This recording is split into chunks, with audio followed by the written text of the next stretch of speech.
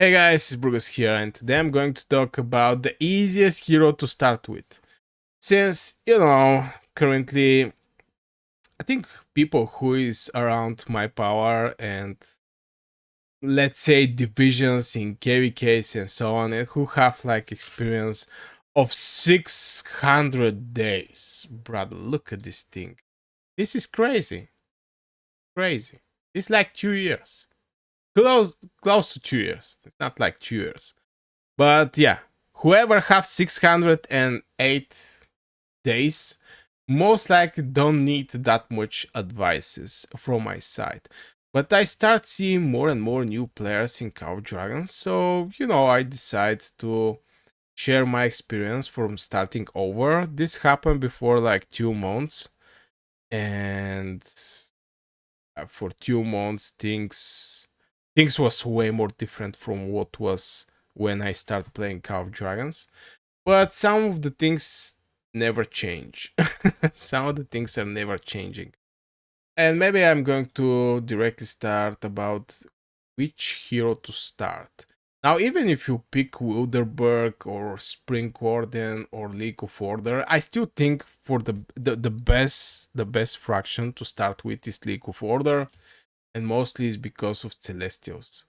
Now, Flying Eagles are something good, but I don't think it's that good. Maybe at the first season or two is going to be good, where the people are still developing their castles, and it's like, oh my god, bro, I have to go and farm resources, stuff like this, where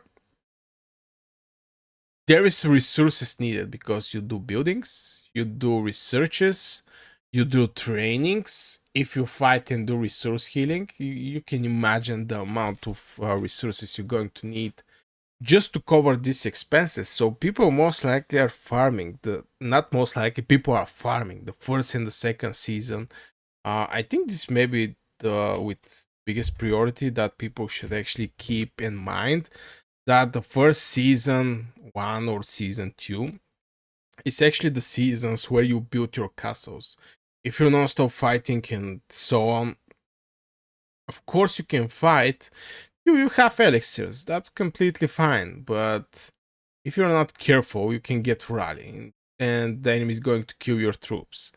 Um, if you spend your resources on resource healing, the troops is the other thing that is going to slow down your progress. But I think people, after they burn themselves 1, 2 times, are going to understand that the things is not that simple. Things are just not that simple. I mean, people, we should put our brain in work.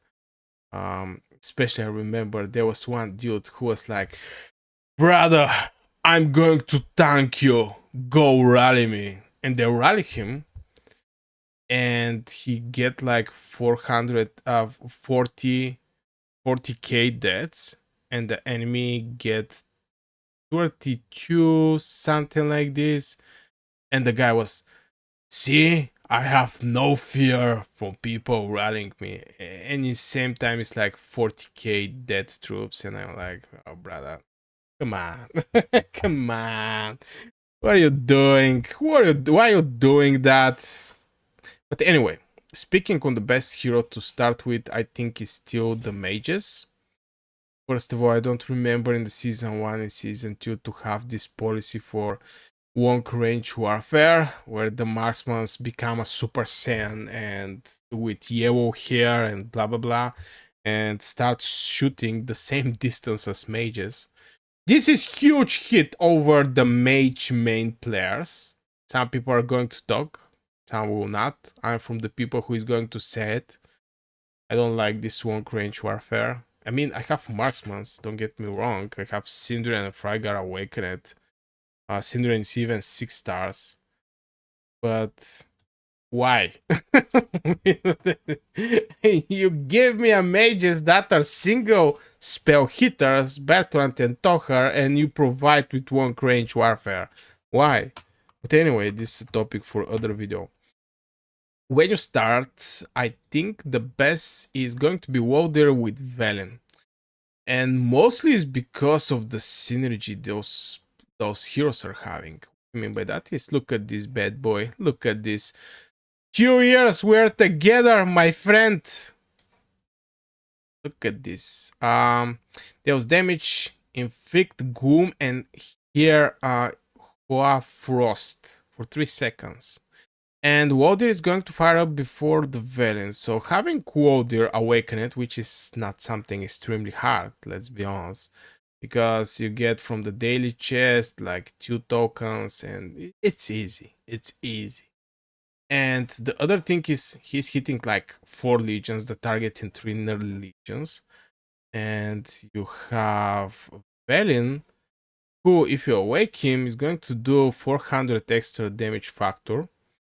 When casting Rage Key on the target that is frozen, Velin deals additional damage and remove the target frozen effect. I think here Frost is also is a frozen effect.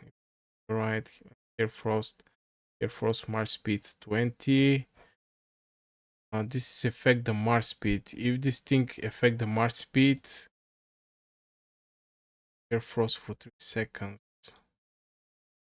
Here Frost. Yeah, we're talking about the same thing. We're talking absolutely the same thing. I think this is the best legion you can actually start with. Yeah, I mean, it's as a free-to-play player. If you want to spend Lilia Velen, period. There's no other hero Lilia Velen. I mean, I think everybody's going to agree. Maybe Kinara Husk, they still use it. They still use this combo in the fights, but in general, it's a combo that you have to hit to get the Husk awakened state, and Kinara counterattack is not doing that much damage if only is hitting. I mean, it's a marksman, don't get me wrong, but yeah. Lilia Velen, splash damage, huge damage, GG. But yeah, Waldir Velen is, I think, the ultimate combo if you don't want to spend anything in Cow Dragons. There was one event with the Lilia for the Infernal Flame, so maybe this event may actually come again. So, and still till this day, I think Lilia is one of the best investments in Cow Dragon. I know it's a lot of money, but it's the most easy hero to be awakened, and it's extremely powerful till these days. After 2 years, Lilia is on the top of the food chain.